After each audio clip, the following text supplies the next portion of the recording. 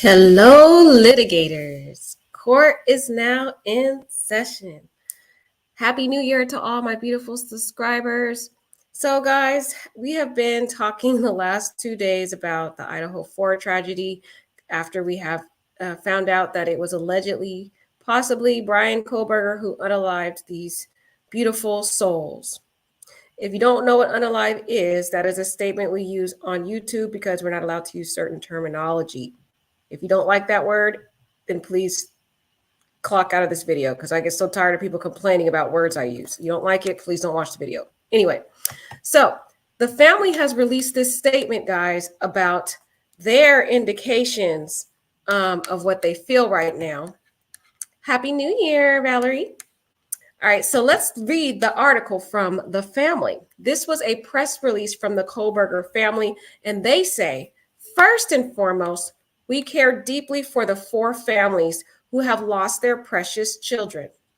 There are no words that can adequately express the sadness we feel, and we pray each day for them. We will continue to let the legal process unfold. As a family, we will love and support our son and brother. We have fully cooperated with law enforcement agencies in an attempt to seek the truth and promote his presumption of innocence rather than judge unknown facts and make erroneous assumptions. We respect privacy in this matter as our family and friends as our family and the families suffering loss can move forward through the legal process. So that is their statement that they've come out with. They said they're going to support their loved one, Bryan, and they're going to presume that he is innocent until he has been proven guilty. We already know in the legal system, individuals are innocent until proven guilty, so I get why they're saying that. And I actually appreciate that they're coming out with their statement, guys.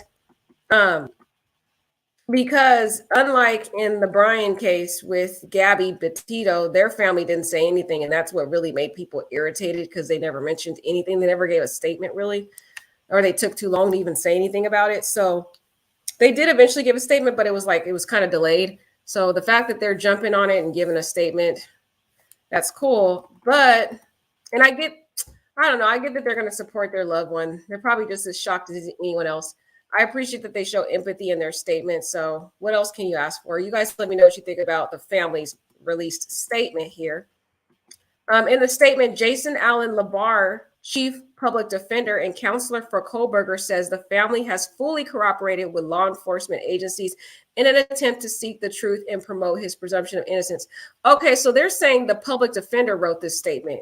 So this is not even really the exact direct words from the family. It's like the attorney wrote it and then the family approved it, basically, because they're saying this public defender wrote it here in the article.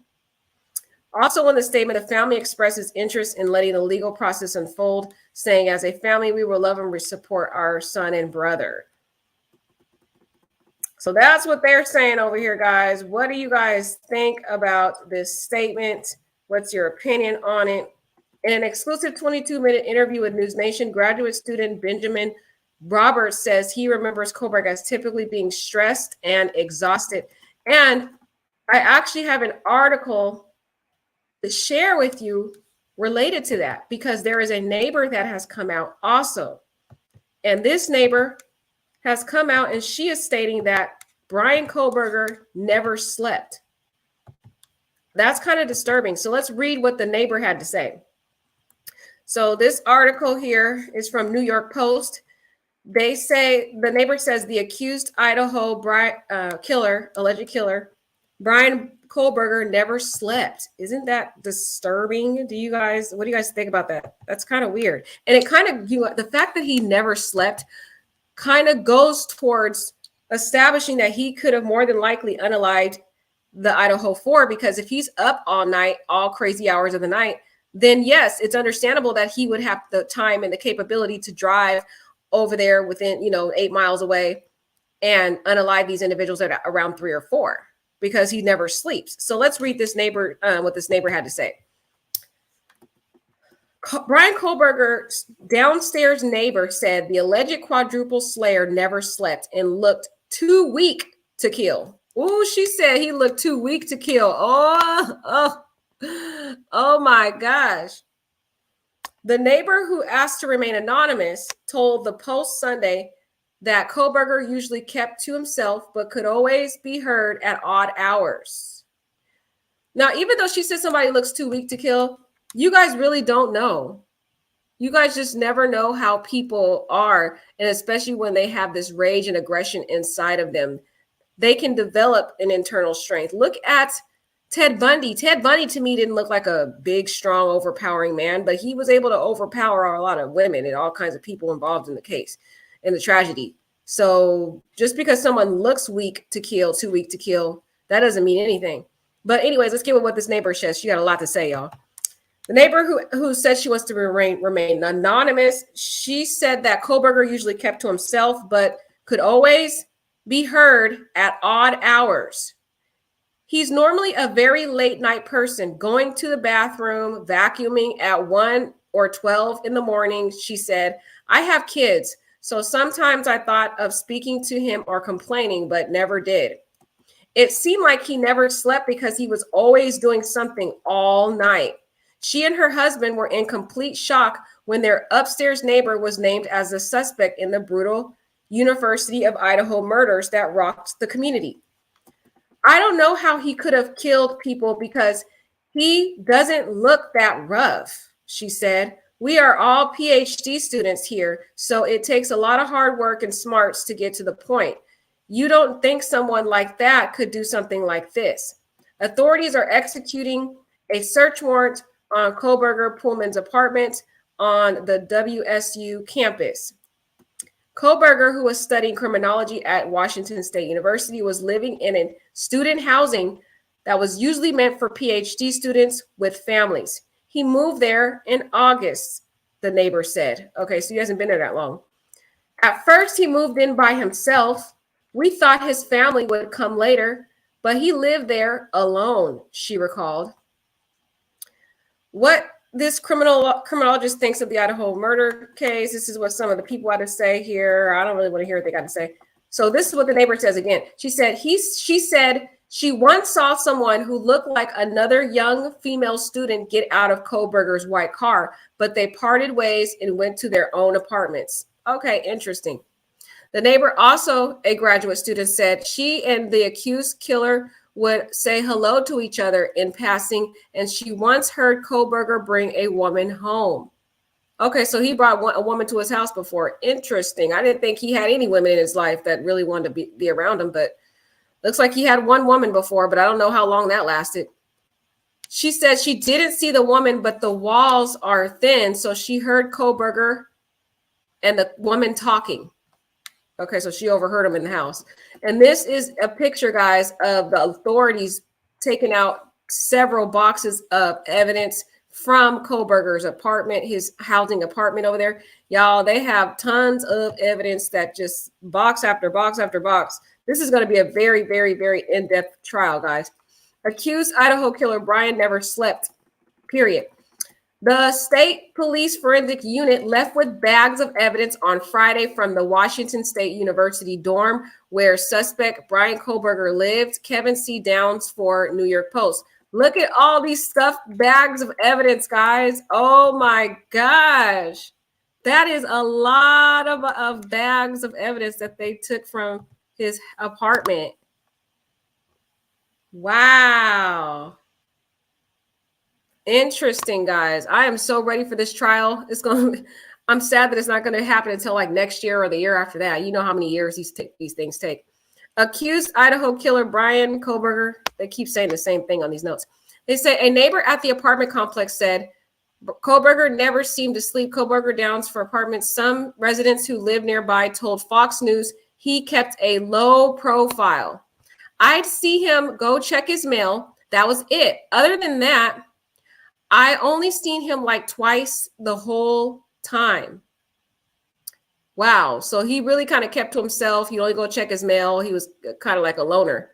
This person said, and I've lived here since July 2021. Justin Williams, a 34-year-old employee at Wazoo or Washington State University who lives in an adjacent building to Coburger, told Fox News. Interesting, guys. So we're kind of seeing him as having a weird, odd, kind of introvert-like personality. Police believe the accused murderer acted alone, but details about what led the law enforcement to him remain scant. Coburger is currently in Pennsylvania jail after his Friday arrest at his parents' home. Once he appears in Idaho, officials can legally release Kohberger's probable cause affidavit, which should shed some light on how he nabbed nearly 7 weeks after the shock slayings. Coburger is eager to be exonerated of these charges and looks forward to resolving these matters as promptly as possible, his public defender, Jason Labar, said in a statement. And we already know this picture here. Final photo of the victims pictured there. Coburger is accused of fatally stabbing these individuals that we talked about. They said they have yet to locate the weapon. So that is kind of, we got the details from the neighbor guys. There's at least 2 neighbors that said they saw him. One lady talking about he never slept. He's up all hours of the night doing weird stuff. So to me, that goes towards evidence showing that this man definitely could have driven to the family's house, and driven to the Idaho 4's house and executed this tragedy. To me, it lends towards adding weight to that. You know what I mean? So that's just my opinion. What do you guys think? The fact that he's up all night, the fact that he's never sleeps, period. It's kind of weird to me. I don't know, guys. And what do you guys think about this family statement here? I mean, it really was kind of written by the attorney, but the family just basically gave the okay that that's what they want to go with. But I don't know, guys. What do you guys think? Hi, Alyssa. Hi, Happy New Year. All things serious. How are you doing? Manic bipolar will not keep you awake, but insomnia will keep you up all hours, but you fall asleep. Okay. Doesn't look like he sleeps at all though. And this is not the only person that has said this, guys. The neighbor has said this, but even people in his classes, you guys have to watch my other videos because a lot of people keep saying, where did you get this information? If you watch my other videos, you'll know where I get it from because I get this from other articles. But other articles that we've read in other videos, they have said, the students have said he'd come to school and he'd look really exhausted, like he never slept. And they were saying that he always would come to school with coffee. He always had to drink a lot of coffee and he just looked so exhausted, especially after the Idaho 4 slayings. After that happened, he looked like, they said he never was sleeping. He looked like he was always exhausted coming into class and always had a bunch of coffee and just looked tired. Well, that lines up with what this neighbor is saying. She's saying that he never slept either and was up all night vacuuming, going to the restroom, doing weird stuff, just 1 or 2, 12 o'clock in the morning. And she's trying to sleep and she can't get any sleep because Mr. Bryan's up all night acting weird. He was living in Pullman, which isn't that far from Moscow. Yep. We already established that several videos ago. Jade Doe says maybe he was having some sort of mental health episode and his dad went and got him. That could be somewhat of some weight there, Jade Doe, because the father took a flight from Pennsylvania to Washington to just drive back with Bryan. So that is kind of weird. I wonder, maybe he was having some type of mental health episode. I wonder why the dad had to drive back to drive with him. Maybe he didn't feel like making that long drive by himself. And his dad was like, oh, well, I'll come with you. I'll just fly over there and then we'll drive together. So maybe that's what he did. I don't know. Valerie says, do you know why his Bryan's father was in Pennsylvania, drove to Idaho and drove all the way back to Pennsylvania? I don't understand. That makes sense. Yeah, I just explained that right now. What I think is that Bryan could have possibly just told his dad that he didn't really feel like driving back home by himself because it's the holidays.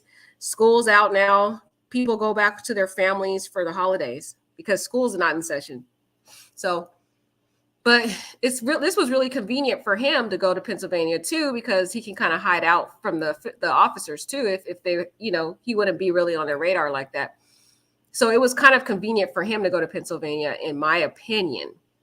But in my opinion, I'm thinking maybe he might have just told his father, hey, I don't feel like making that long drive. It's kind of too long. I'm exhausted. Can you come ride with me, from Washington to Pennsylvania? And maybe the dad was like, that's a good idea. I'll go ahead and fly over there and we could drive back together. That's what I'm thinking. But again, this is all just speculation. I don't know. Who knows why they did what they did. Bet she's glad now that she didn't complain. Exactly, Jada Doe. She could have been the next victim if she complained. Thank God. He would have went in there and unalived all of those people and the kid. Thank God. You're right, Jada Doe. So this taught me a lesson to not say anything to my neighbors if they're loud, because you just never know who your neighbors are, right? You never know. All things serious. If he never slept, then he had to be on something, right? Well, people are saying you have to watch my other videos. According to the other articles that I've read from TMZ and from Daily Mail on prior videos that I've done on this case just yesterday, witnesses have stated that, and at least a couple of witnesses, guys, have stated that Bryan was using drugs and that Bryan looked like he was on drugs. And one of the drugs that he was using was heroin. So that's allegedly what some of the witnesses who know him have stated, that he started using heroin back in high school and he had a problem with it. And then he claimed one time when they had gone to a wedding, allegedly, that he said he was off the drugs and wasn't using them anymore. But who knows? What if he was still using the drugs? And that's probably what was keeping him up all night. So I'm kind of with all things serious. You just never know what this guy was on, if he was still using those drugs. Happy New Year, T. Hi, love. Happy New Year, beautiful people. Right. See, J Doe gets me. She's right. She said men are a lot stronger than you think. Right. That's what I was trying to explain on the other video, because I was trying to tell people that, and they were like, oh, just because he's 6 feet and 185 doesn't mean he's strong. Guys, you don't know the strength of a man. Even you may think, oh, that's nothing, but men have a lot of strength, especially when their adrenaline is they're like an adrenaline rush and their testosterone's all up. Yes, they can exude a lot of strength. And with his build and all that, yes. And he was bigger to me than Ethan. He definitely overpowered Ethan. Either way, Ethan was asleep when he got attacked. So he wouldn't have been able to defend himself either way, because in my opinion, again, this is just an opinion, I think that if this is Bryan is the one that did it, I think he allegedly stabbed Ethan first while Ethan was asleep, because of course if he would want to take out the man first, right? He wanted to make sure he get out, because the man could possibly defend himself against another man, right? So even if a man is scrawny, he still could have another strength to be able to fight another man. So my opinion is, when Bryan allegedly went in there, he stabbed Ethan first while Ethan was asleep, so he could just get out that threat off the way, because it makes logical sense, because Zana was able to get up and start fighting him because she allegedly fought him. So it makes me think maybe she woke up during the attack that Bryan was doing on Ethan, and then that's kind of how, when he started attacking her, she started trying to fight, him. But right, see, Valerie's with me on this. The parents' statement is kind of weird. I don't know. I might be looking at it, guys. You guys might like the statement, but I'm kind of with Valerie on here. She says, where is their sympathy and apology for what happened, regardless of guilt or innocence? They speak nothing of the tragedy. Well, they do speak of the tragedy at the very beginning. I'll read it to you again. She says, first and foremost, we care deeply for the 4 families who have lost their precious children. So they do show empathy there. And they said there are no words that can adequately express the sadness we feel. We pray each day for them. So it looks like they're being very empathetic here. We will continue to let the legal process unfold. And as a family, we will love and support our son and brother. So they did leave a couple sentences showing empathy. And I thought that, to me, was a good approach to show empathy. And they actually said they're praying for the family. So that I can get. But then they just kind of say they're going to show support for their family. I don't know. I think the statement, to me, was a little delicate. It was delicate given the tragedy. And I honestly feel like they did a good statement, because they start out giving empathy. Then they say they're going to support their son, brother. I mean, guys, as much as we want to say, hey, you need to stand up for what's right, in reality, family members are going to support their family member. They just are. I mean, you and I would too, but I would, if I found out my brother did something, I would hold him accountable. I'd be like, I love you and all, but if you did it, boy, you better own up to it. Something like that, whatever. But You know, what if they're just as shocked as we are? They probably don't even believe their son would do that or their brother would do such a thing. So I can't really hold anything against this family, especially because they were really quick to give a statement. So I personally commend the family. That's just my opinion. You guys can give your own opinion. I commend the family because I'm just comparing this to Gabby Petito's case when Bryan's family didn't give a statement for a while. They just was acting like they didn't care. They wasn't talking to anyone. They wouldn't even talk to Gabby Petito's family when they kept trying to call them. But this family, they immediately came out after the day after their son was arrested or their brother was arrested, and they give this heartfelt speech. I feel like it's a heartfelt statement, guys, because look at the first part of it. They're first talking about the families and how they have a deep sadness and they're praying each day for them and they'll continue. But the part is when they say they're going to continue to let the legal process unfold. I feel like that's a mature approach. They're saying, we're going to let the process unfold.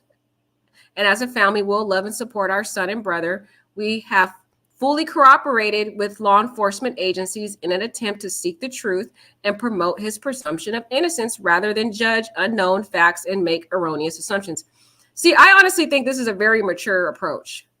I don't really have an issue with their. At first I did, but then I was like, I'm reading it again, and I'm just going to say, in my opinion, I think that they came off as very mature about it because they could have immediately been defensive and been like, you know what, our son is innocent. He didn't do this, and he's going to prove to everybody he didn't do it. But they're saying, you know what, we're just going to trust the process, and we're going to wait and see. So to me, that's a mature approach. Usually families in these situations, they're automatically defensive about it. They're like, our family member didn't do this. He's innocent. You're going to all see, blah, blah. But they're not even saying that. They're not even saying, we know for sure he's innocent. They just said, you know what, we're going to go and promote the truth and promote his presumption of innocence rather than judge unknown facts because they don't even know yet. They're saying, we don't know what happened. Rather than jumping to conclusions, we're going to wait and let the legal process unfold and we'll see what happens, basically. So I'm looking back at it, guys. I think the family did the right thing. And I feel like this was a very empathetic, mature, I can just say mature, diplomatic statement here. But y'all be the judge.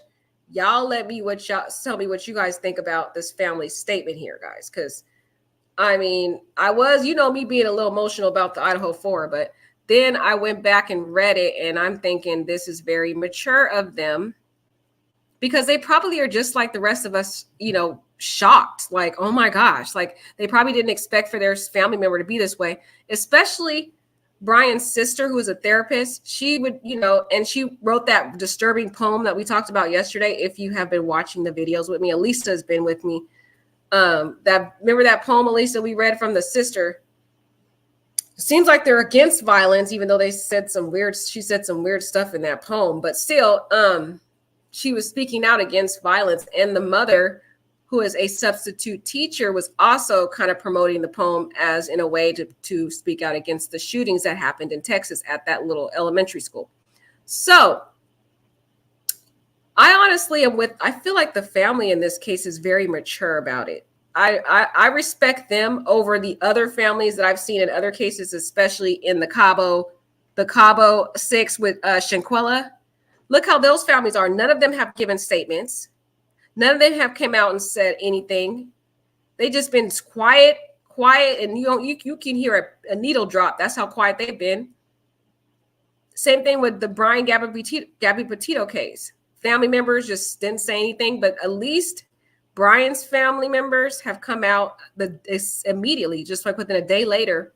They have a very mature statement. They're showing empathy for the families. They're saying they're praying for the families each day. That sounds like they're showing empathy. And then they're saying they're not even telling us they think their son is innocent. They're just saying, we're going to just presume under the law he's innocent, and we're going to wait and hear what the facts are in court. What else can you ask for from this family? You can't ask for anything else. I don't know what to ask you guys. What would you say? I mean, there's nothing else. I mean, if I was them, I would say the same thing. And there's nothing more that you could say, guys. So I respect the family's response. But back to this Bryan Kohberger dude, he sounds like he was weird. He sounds like he was off. He didn't sleep at night. I'm guessing if he was still back on them drugs that he was doing before, allegedly. Allegedly, you know, that's what people are saying in the streets in these different articles, according to the TMZ article and the Daily Mail articles. So that could be why he was staying up all night. But the fact that his neighbors are saying he was up all night, that kind of goes towards evidence of that he possibly had the energy to even make the drive over there, execute this tragedy at 3 or 4 in the morning. I don't know. You guys let me know what you guys think, but tell me what you guys think about the family statement, and what do you think about the neighbors' indications about him never sleeping and being up all night? And whether you think it has any relevance to him being able to, have the energy, the capabilities to go over to the area and around 3 or 4 in the morning and commit this very heinous crime. Let me know what you guys think. All right, have a wonderful night. Happy New Year.